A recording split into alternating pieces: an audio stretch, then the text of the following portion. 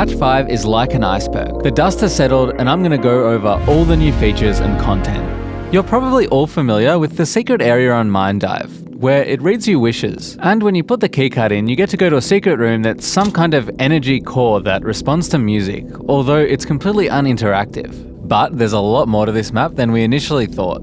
If you no-clip below the wishing well, you discover an entirely new secret area. It appears to be some kind of biodome with trees everywhere. There's a massive moat going all through it. I wonder if they're originally going to put water in the game. My theory is this is the original well area and they just moved it down and made it invisible. There's quite a few objects you can't spawn in Bonelab, like this rock.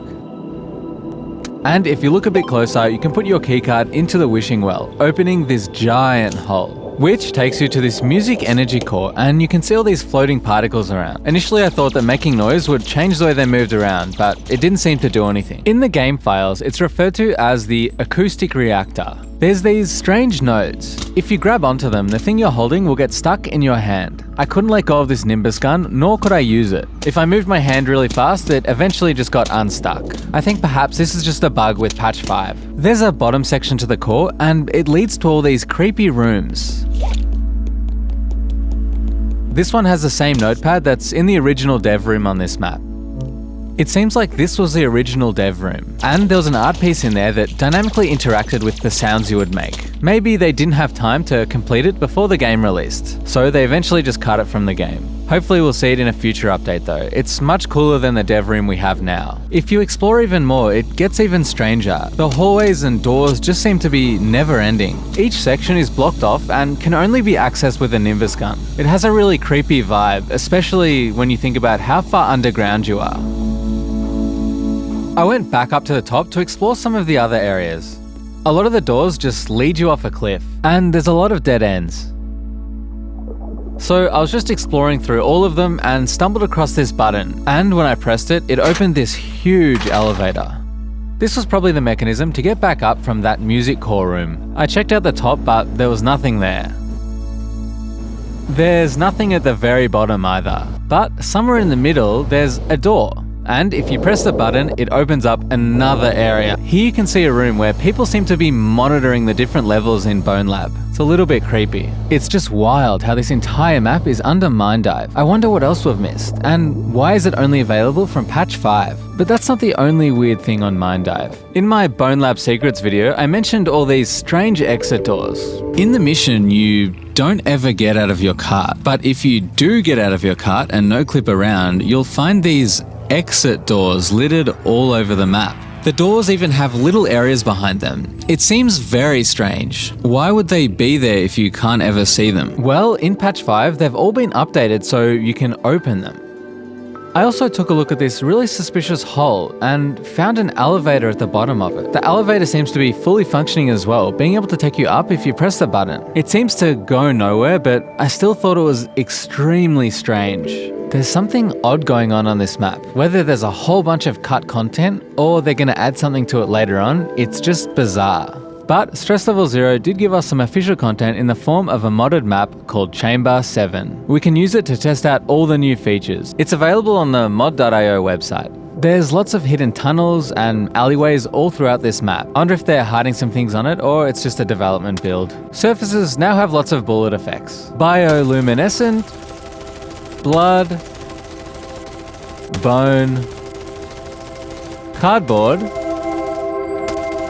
cloth, concrete, crystalline, default, dirt, glass,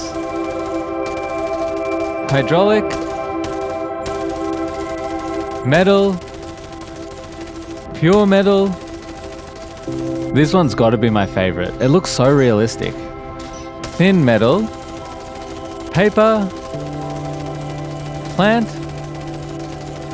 It just throws leaves everywhere. Polymer, red brick, void,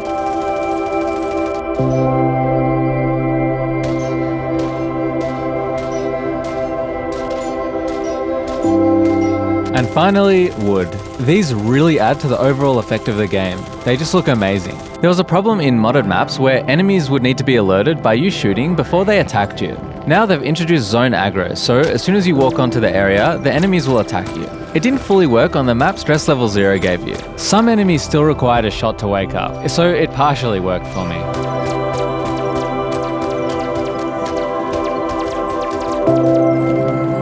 They've introduced a new feature called Spawn Force.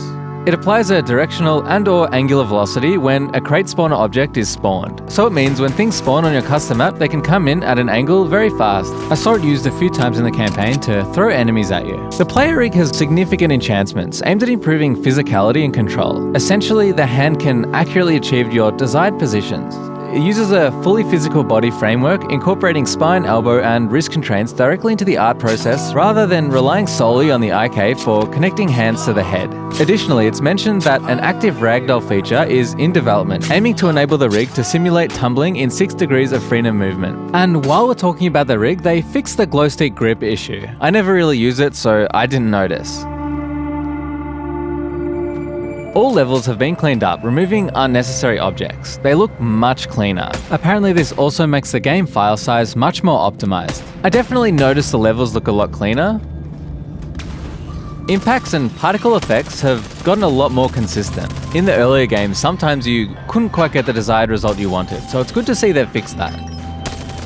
There's also been a few things added that make modding easier. There's now more assets available and some tools to port your mods to patch 5. But what do I think of patch 5? There's a lot of small improvements in this update, but I think it's very telling that the most exciting thing is the hidden area under Mine Dive. I think we're all dying for some new content. Let me know what you thought of the update below. If you want to continue the discussion, jump on my Discord. I'll pin it in the comments below.